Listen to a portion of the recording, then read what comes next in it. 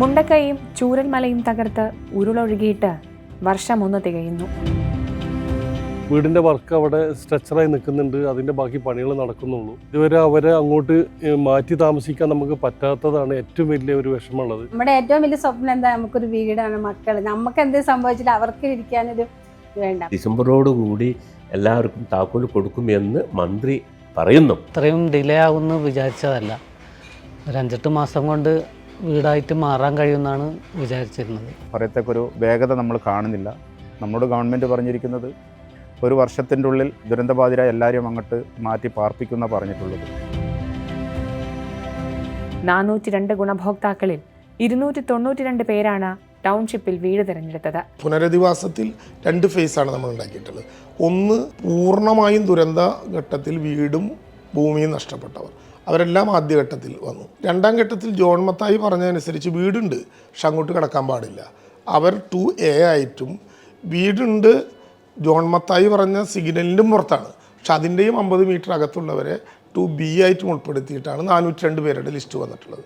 ഇനിയും ചില ആളുകൾ മാനദണ്ഡങ്ങളിൽ വന്ന മിസ്റ്റേക്കുകൾ മൂലം ഞങ്ങൾ ദുരന്തബാധിതർക്ക് പറ്റിയില്ല, മാനദണ്ഡങ്ങളിൽ മാറ്റം വരുത്തി ഞങ്ങളെ കൂടി ഉൾപ്പെടുത്തണം, ഇങ്ങനെ തുടങ്ങി ഒരുപാട് 200-ലേറെ പരാതികൾ കിട്ടിയിട്ടുണ്ട്. അഡീഷണൽ സെക്രട്ടറി അത് ഹിയറിംഗ് നടത്തിയിട്ടുണ്ട്. അതിൽ ഒന്ന് ഞാൻ നേരത്തെ പറഞ്ഞ പോലെ ഫിസിക്കലായ ഒരു പരിശോധന കൂടി കഴിഞ്ഞതിന് ശേഷം അതിനകത്ത് തീരുമാനം ഉണ്ടാകും. ഫേസ് 1ഉം 2ഉം ഇപ്പോൾ ലിസ്റ്റായി കഴിഞ്ഞു. എന്തായാലും വീട് കിട്ടും. അപ്പോൾ അവിടെ ബൈപ്പാസിൽ വീട് കിട്ടുന്നവരെ നമ്മൾ വാടകയ്ക്ക് നിൽക്കാൻ തന്നെ നമ്മളെ വിഷമം നമ്മൾ മനസ്സിൻ്റെ ഉള്ളിൽ വെക്കുക, വീട് കിട്ടുമ്പോൾ മാറുക. ഒരുപാട് സ്ഥലത്ത് ചോദിച്ചവിടെയും കളക്ടർ അവിടെയും ഇനി പറയാത്തൊരു സ്ഥലമല്ല പറഞ്ഞു, പക്ഷേ എവിടെയും ഞങ്ങൾ പരിഗണിച്ചിട്ടില്ല.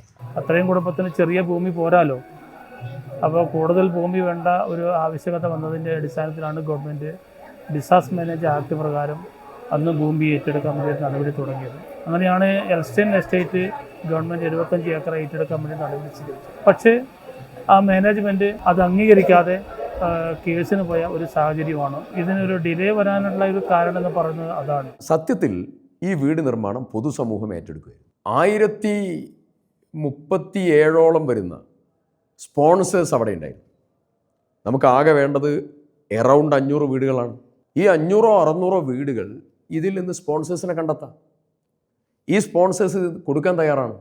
സർക്കാർ ആകെ ഒരു കാര്യം ചെയ്താൽ മതി, നിങ്ങൾ ദുരന്തബാധിതർക്ക് വേണ്ടി ഏറ്റെടുക്കുന്ന ഭൂമിക്ക് വല്ല പ്രശ്നമുണ്ടോ, ഈ ഭൂമിക്ക് എന്തെങ്കിലും നിയമപരമായ ന്യൂനത, തോട്ടപ്രശ്നമോ മറ്റുള്ള പ്രശ്നമോ കേസുകളോ ഉണ്ടെങ്കിൽ ഞങ്ങളത് ക്ലിയർ ചെയ്താം. സർക്കാരിൻ്റെ കയ്യിൽ സംവിധാനമാണല്ലോ.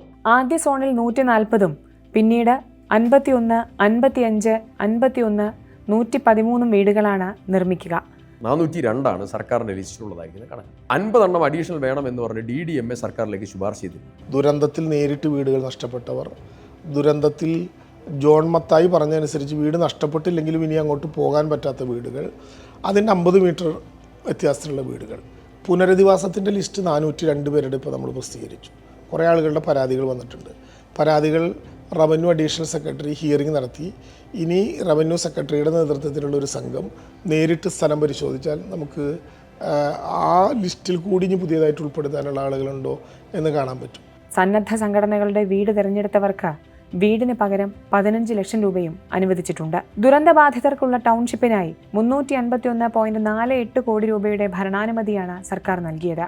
ടൗൺഷിപ്പിൽ നിർമ്മിക്കുന്ന വീടിന് 20 ലക്ഷം രൂപയാണ് ചെലവ് നിശ്ചയിച്ചിട്ടുള്ളത്. സർക്കാരിൻ്റെ വീട് എന്ന് പറഞ്ഞാൽ അതിന് നമ്മൾ കരുതുന്നത് അതിനൊരു വാല്യൂ ഞാൻ കണക്ക് കൂട്ടുന്നുണ്ട്. എന്തെങ്കിലും സംഭവിച്ചാൽ നമുക്ക് നേരെ ഒരു 10 ആളെ കൂട്ടിയിട്ട് നേരെ കളക്ടർ ഓഫീസിൽ പോവുക, ഇതാ നിങ്ങൾ തന്ന വീടിൻ്റെ പോലെയാണ്, ഞങ്ങൾക്ക് താമസിക്കാൻ യോഗ്യമല്ല എന്ന് നമ്മൾക്ക് പറയാം. ഒരാളുകൾക്കാണ് ഇത് കൊടുത്തിട്ടുള്ളത്. ഫില്ലറുകളും ഇതെല്ലാം നല്ലൊരു വർക്ക് തന്നെയാണ്. അവസാനം വരെ എങ്ങനെയാണെന്ന് നമുക്ക് പറയാൻ പറ്റും. തുടക്കത്തിൽ നല്ല വർക്കുകളാണ്.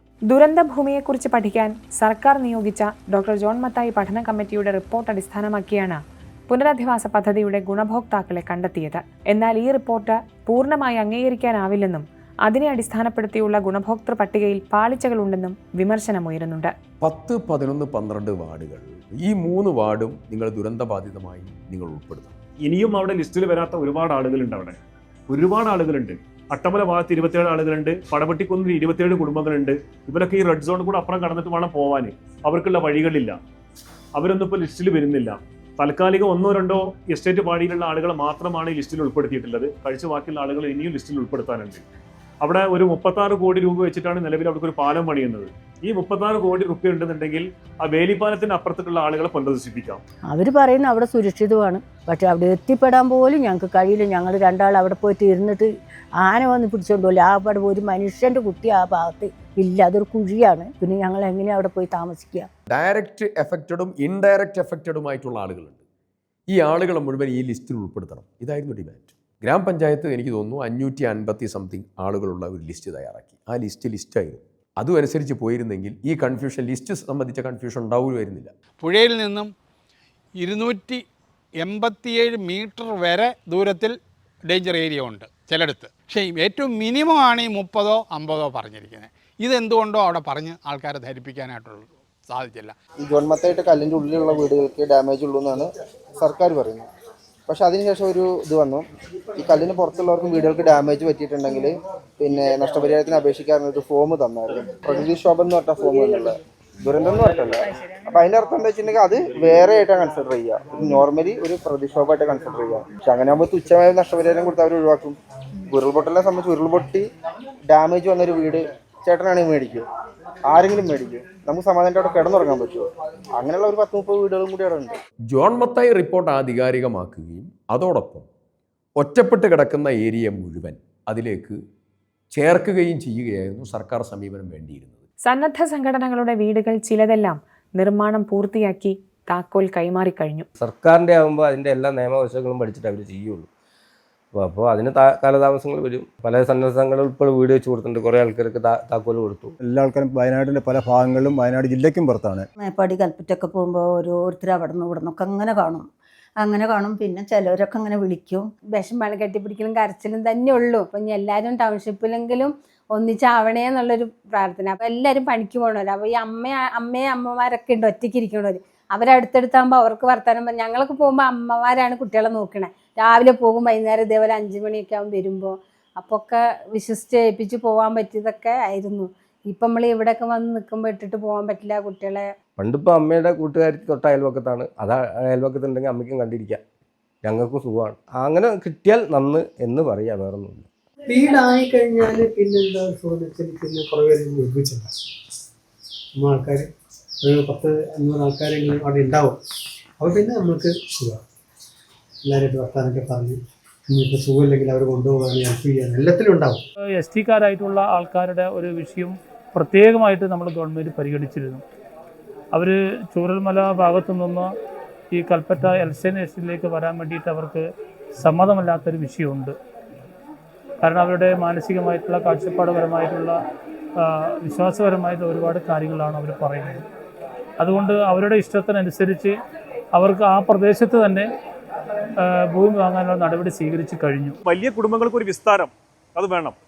അതിപ്പോൾ ഉദാഹരണം എനിക്ക് തന്നെ പറയാം. 8 ആൾ വീട്ടിനകത്തുണ്ട്, ഞങ്ങൾ കഴിച്ചു ബാക്കി 5 ആളുകൾ ഡൈനിങ് ഹാളിൽ കിടക്കണം. വിവിധങ്ങളായിട്ടുള്ള സംഘടനകൾ മുഴുവൻ, സാമൂഹ്യ സംഘടനകൾ, ട്രേഡ് യൂണിയൻസ്, ഇവരെല്ലാവരും ഇതിൽ ഇടപെടലുണ്ട്. ഇവരൊക്കെ വിളിച്ചു ചേർത്ത് നിങ്ങൾ ഭൂമി കണ്ടെത്തിക്കോ, സ്പെസിഫിക്കേഷൻ ഇന്ന സ്പെസിഫിക്കേഷനിൽ നിങ്ങൾ വീടുകളുണ്ടാക്കണം. 1000 സ്ക്വയർ ഫീറ്റ് വീടാവണം, അതിന് 2 നില വീട് കെട്ടാൻ പറ്റണം, ഫൗണ്ടേഷൻ ഇത്ര ക്ലാരിറ്റി ഉണ്ടാവണം, അതിനുള്ള മറ്റുള്ള അമ്യൂണിറ്റീസ് ഇത്ര ഒരുക്കണം. ഈ പാരാമീറ്ററിൽ മാത്രമേ വീടുണ്ടാക്കാൻ പറ്റുള്ളൂ. അതാണ് സർക്കാരിൻ്റെ തീരുമാനം. എന്ന് പറഞ്ഞാൽ അവിടെ 500-600 വീടുകൾ കൃത്യമായി നിർവഹിച്ചു കൊടുക്കാൻ ആളുകളുണ്ടായിരുന്നു. ഈ പണം മുഴുവൻ, ഇപ്പം കിട്ടുന്ന പണമുണ്ടല്ലോ, ഈ പണം മുഴുവൻ ഈ പാവപ്പെട്ട ആളുകൾക്ക് വീതിച്ചു കൊടുത്താൽ മതി.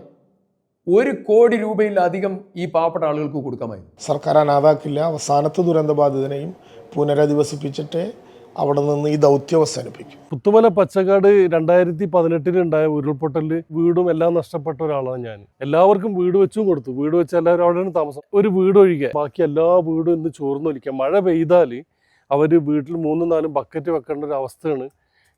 ആ വല്ലാത്തൊരു വിഷമാണ്. അത് അനുഭവിക്കുന്ന പാവപ്പെട്ട സ്ത്രീകളാണ്. ദുരന്തമുണ്ടാകുമ്പോൾ മാത്രം പുനരധിവാസ പദ്ധതികൾ ആവിഷ്കരിക്കുന്ന നമ്മുടെ സംവിധാനം മാറി ചിന്തിക്കേണ്ട സമയം അതിക്രമിച്ചു കഴിഞ്ഞു. ഉരുൾപൊട്ടൽ സാധ്യതാ പ്രദേശങ്ങളായി കണ്ടെത്തിയ മേഖലകളിലെ ആളുകളെ പുനരധിവസിപ്പിക്കാനുള്ള ശ്രമങ്ങൾ നേരത്തെ ഉണ്ടാവേണ്ടതുണ്ട്.